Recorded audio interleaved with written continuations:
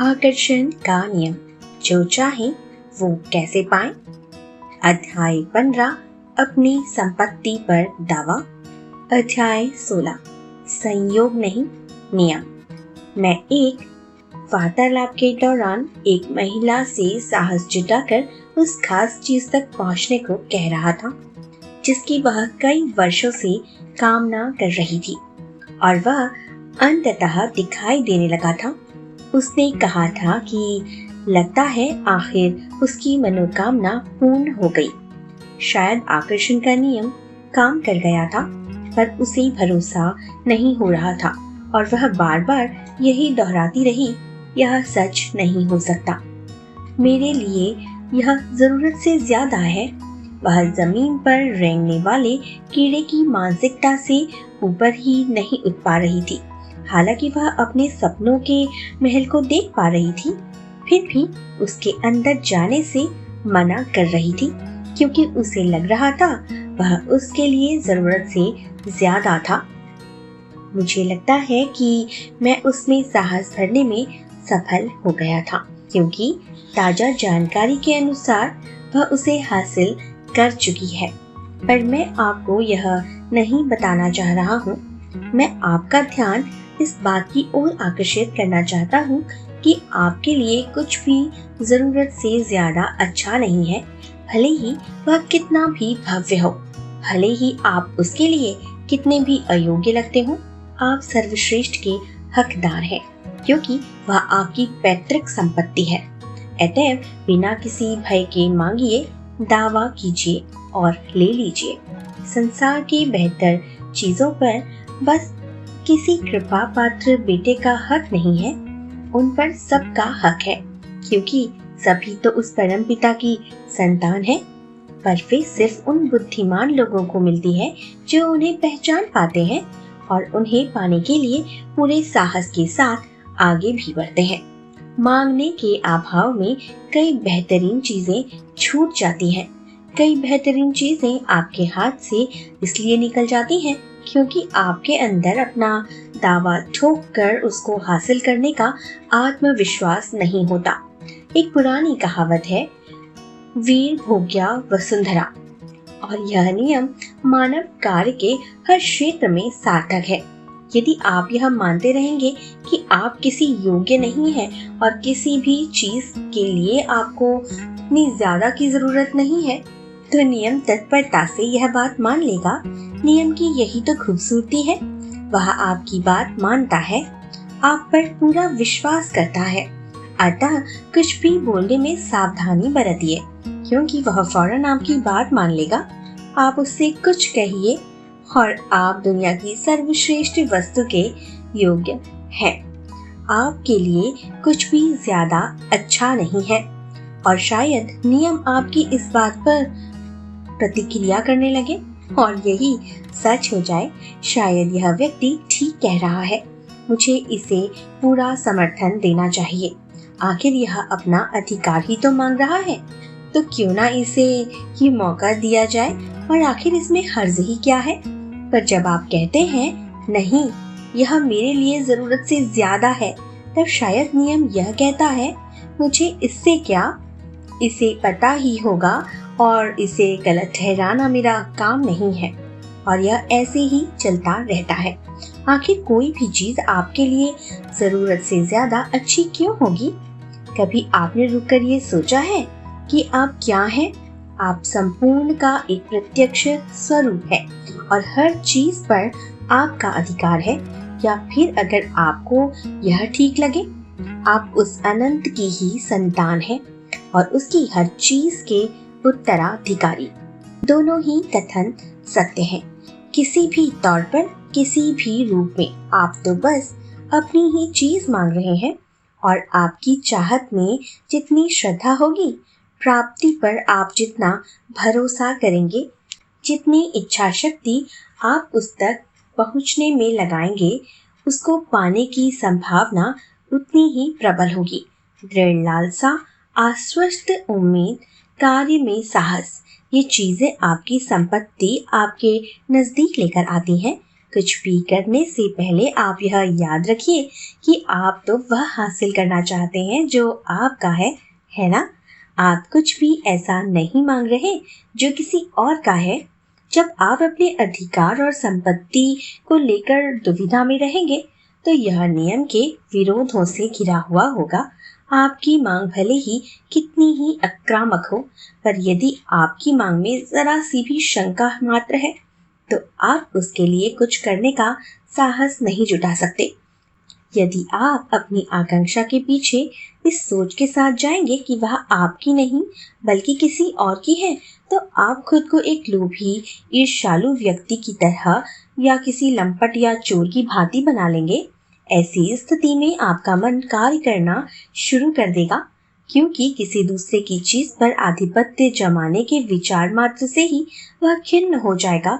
मन ईमानदार होता है, मगर जब आप यह समझ जाते हैं कि ब्रह्मांड आपको अपना दिव्य उत्तराधिकारी मानता है और बगैर किसी का कुछ लूटे आपके लिए बहुत कुछ है, तो यह मानसिक संघर्ष खत्म हो जाएगा, बाधाएं टूट जाएंगी और नियम अपना काम करने लगेगा। मैं विनम्रता में विश्वास नहीं करता हूँ। यह नम्र और निम्न रवैया मुझे आकर्षित नहीं करता। इसका कोई अर्थ नहीं है, बिल्कुल भी नहीं। इन चीजों को कुछ विशेष बनाकर प्रस्तुत क्यों करना, जबकि आप तो उसके उत्तराधिकारी हैं और अपनी बेहतरी, खुशी एवं संतुष्टि के लिए हर चीज के हकदार हैं। मैं आपको धमकी देने या घमंड करने की सलाह नहीं दे रहा हूँ। यह भी बेकार बात है, क्योंकि सच्चा बल कभी भी इस प्रकार से अपना प्रदर्शन नहीं करता है। धमकी देने वाला व्यक्ति वास्तव में अंदर से एक कमजोर व्यक्ति होता है, जो धमकियों के पीछे अपनी कमजोरियों को छुपाने की कोशिश करता है। वास्तव में बलशाली व्यक्ति तो शांत और आत्मसंतुष्ट होता है।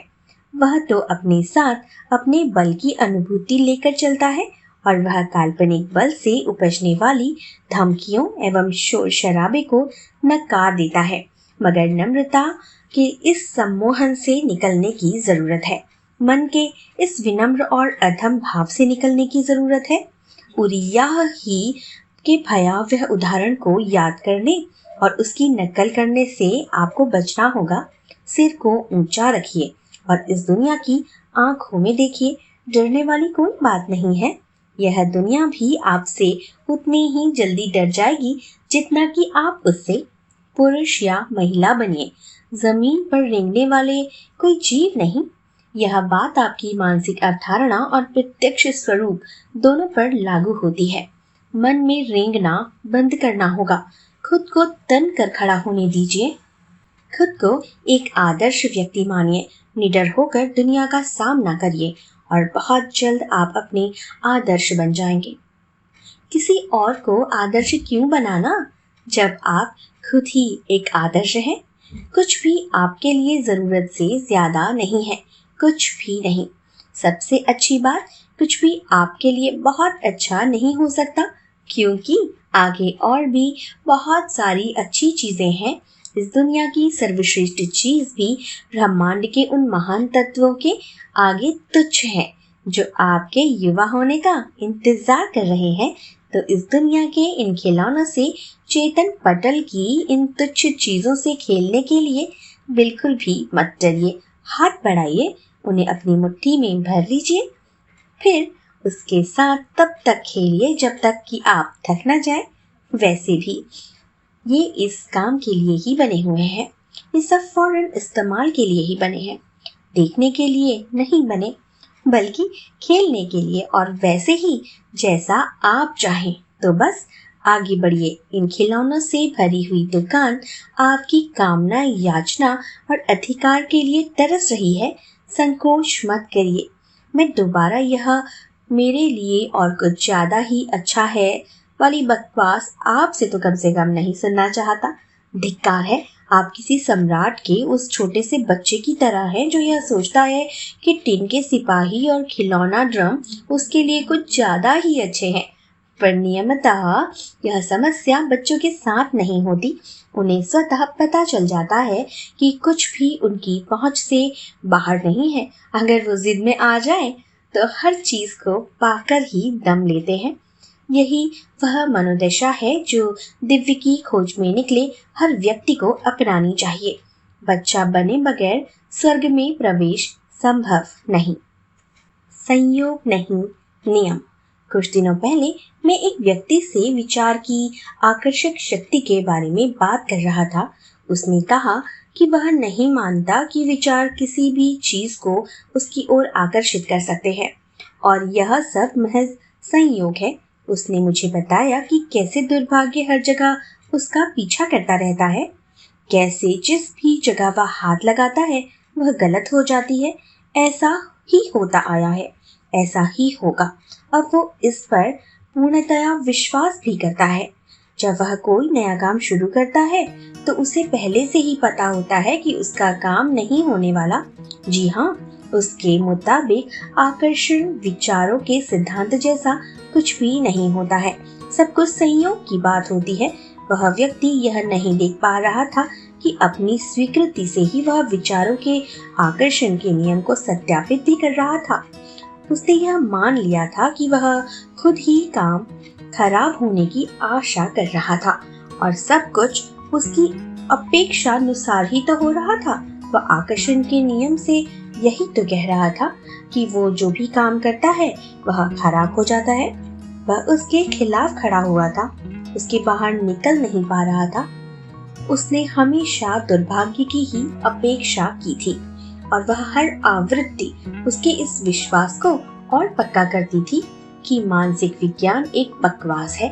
बहुत सारे लोग ऐसा सोचते हैं कि आकर्षण का नियम तभी काम करता है जब लालसा बिल्कुल दृढ़ और स्थिर होती है। वे यह समझ ही नहीं पाते हैं कि दृढ़ इच्छा भी दृढ़ आकांक्षा जितनी ही असरदार होती है। एक सफल व्यक्ति खुद पर और अपनी अंतिम सफलता पर पूरा भरोसा करता है। वह छोटी नाकामयाबी, ठोकर, गड्ढे और चूक से घबराए बगैर अपने ध्येय की ओर बढ़ता रहता है। उसके मन में यह भाव हमेशा रहता है कि वह एक दिन सफलता जरूर हासिल करेगा। राह में उसकी राय और लक्ष्य बदलते रहते हैं। वह समय के साथ होना जरूरी भी है। वह अपनी योजना या तो खुद बदल देता है या उसे ऐसा करना पड़ता है, पर उसके हृदय में यह विश्वास भरा हुआ होता है कि वह एक दिन मंजिल तक जरूर पहुंच जाएगा। वहां पहुंचने के लिए वह लगातार लालायित नहीं रहता, वह तो बस उसे महसूस करता है और उस पर यकीन करता है। इस प्रकार वह दुनिया की सबसे ताकतवर शक्ति को गतिमान कर देता है। जो व्यक्ति हमेशा यह सोचता है कि वह असफल होने वाला है, वह असफल ही होगा। इससे वह कर ही क्या सकता है? यह कोई खास चमत्कार नहीं। उसके हर विचार और काम में असफलता के ही तो विचार भरे हुए हैं और दूसरे उसके इस स्वभाव को समझ जाते हैं और उस पर भरोसा नहीं करते। असफल करने वाले और विचारों और कार्य को दोष देने के बजाय वह इसे अपना दुर्भाग्य मान लेता है और अपने भाग्य की दुहाई देता रहता है। वह हर समय खुद को असफल होने का सुझाव देता है और लगातार स्वझाव के प्रभाव में ही रहता है ना? इसके अलावा अपने नकारात्मक विचारों की मदद से वह अपने मस्तिष्क के उस हिस्से को बंद ही कर देता है जहाँ से उसे सफल होने की योजना मिल सकती है। खुद की सफलता में भरोसा रखने वाले उस व्यक्ति के मन में आती तो है कि वह सफलता के विचार सोचे, पर हतोत्साहित भाव में स्पष्ट विचार मन में नहीं आ सकते। स्पष्ट विचार तो हमारे मन में तभी आते हैं जब हम उत्साह और आशावादी विचार रखते हैं, पर क्योंकि वह इतना निराश हो चुका है कि वह अच्छे विचारों को सोच ही नहीं पाता। पुरुष एक झटके में सामने खड़े व्यक्ति के आसपास मंडरा रहे असफल विचारों को भांप लेते हैं।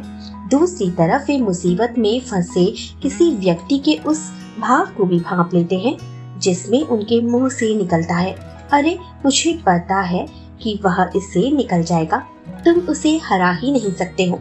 यह प्रबल मानसिक अवधारणाओं की व्याप्ति की वजह से होता है। आपने मन के वातावरण को साफ करना होगा। संयोग नाम की कोई चीज नहीं होती है। नियम हर जगह समान है और जो भी होता है वह नियम के अंतर्गत ही तो होता है। आप संयोग से होने वाली एक भी चीज का नाम नहीं बता पाएंगे?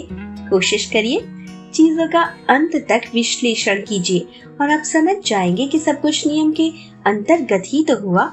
यह तो गणित जैसा स्पष्ट है। योजना और ध्येय, कारण और परिणाम, दुनिया की पहली हलचल से लेकर सरसों के बीज उगाने तक की तरक्की इस नियम के अंतर्गत ही हुई। चट्टानों का खिसकना महज संयोग नहीं था, उसके लिए कई शक्तियां सदियों से प्रयासरत रही होंगी, तभी तो ऐसा हुआ। उसके पीछे कोई और कारण होता है तथा उसके पीछे कोई और कारण। ऐसा तब तक होता रहता है जब तक कारण विहीन कारण न मिल जाए। विचारों के आकर्षण का नियम तो बस एक नाम या कहें कि नियम का ही है, बस एक स्वरूप है। फिर कहता हूँ, आपके विचार वास्तविक हैं। ये आपसे निकलकर समान विचारों के साथ जुड़ जाते हैं और विपरीत विचारों को रास्ते से हटाकर हर दिशा में आगे बढ़ते हैं। ये समान विचारों के साथ मिलकर नकारात्मक विचारों से दूर होकर एक संयोजन बनाते हैं। आपका मन अन्य व्यक्तियों द्वारा जाने अनजाने में प्रेषित विचारों को आकर्षित कर लेता है, मगर यह बस उन्हीं विचारों को आकर्षित करता है जो इससे मेल खाते हैं। विचारों की दुनिया में समान विचार एक दूसरे को आकर्षित करते हैं और विपरीत विचार एक दूसरे को आकर्षित करते हैं। तो अगर आप सकारात्मक सोच रहे हैं तो सकारात्मकता को ही आकर्षित करेंगे, और अगर आपने कुछ नकारात्मक सोच लिया है तो आपकी खैर नहीं, नकारात्मकता आपका दरवाजा खटखटा रही है। यदि आप अपना सारा ध्यान साहस, भरोसा, दृढ़ता और सफलता के स्वर पर लगाएंगे तो आप समान विचार, समान स्वभाव के व्यक्ति और इस मानसिक राग के लिए उपयुक्त हर वस्तु को अपनी ओर आकर्षित करेंगे। आपकी ओर कौन आएगा, इसका फैसला आपके प्रबल विचार और मनोभाव से ही होगा। आप उन विचार तरंगों को गति दे रहे हैं जो आने वाले समय में आपके प्रबल विचार के सामंजस्य वाली सोच, व्यक्ति और परिस्थितियों को आपकी ओर आकर्षित करेगा। आपके विचार दूसरों के विचारों से ऐसे मिल जाएंगे मानो आप दोनों का मन और स्वभाव एक ही हो। आप दोनों एक दूसरे की ओर आकर्षित होंगे और आज नहीं तो कल किसी जगह पर मिल भी जाएंगे, बशर्ते आप दोनों में से कोई एक भी अपने विचार प्रभाव को बदल न दे। नियमों के साथ काम करिए, उसे अपना एक हिस्सा बनाइए, उसके प्रवाह में जाइए, अपना संतुलन बनाए रखिए, अपना ध्यान साहस, भरोसा और सफलता के स्वर पर रखिए। अपने मस्तिष्क से उसी क्षण निकलने वाले समान विचारों को ढूंढिए। दुनिया की सर्वोत्तम चीज को हासिल कीजिए। सर्वोत्तम होता है, इसलिए उससे कम पर समझौता मत कीजिए। साफ और शुद्ध मस्तिष्क के सहभागी बनिए, सही कंपन उत्पन्न करिए और आप नियम के संचालन का विरोध करते करते थक चुके हैं, उनसे दोस्ती कर लीजिए। आशा करती हूँ आपको यह अध्याय पसंद आया होगा और आपकी बहुत सारी उलझनें सुलझ गई होंगी। भाग 1, वैचारिक संसार में आकर्षण का नियम, यहीं पर समाप्त होता है। भाग 2, व्यवहारिक मानसिक प्रभाव, जिसमें कंपन के नियम, विचार तरंगे, मानसिक एकाग्रता, मानसिक चित्रण, वशीकरण, सम्मोहक प्रभाव, ज्ञान की आवश्यकता और काला सफेद जादू। इसके अलावा आत्मरक्षा और सामूहिक मानसिक प्रवाह, ये सब कुछ हम व्यवहारिक मानसिक प्रभाव में सीखेंगे। भाग 2 में जल्दी ही आपसे मिलती हूँ। तब तक के लिए स्वस्थ रहें, सुरक्षित रहें। अलविदा।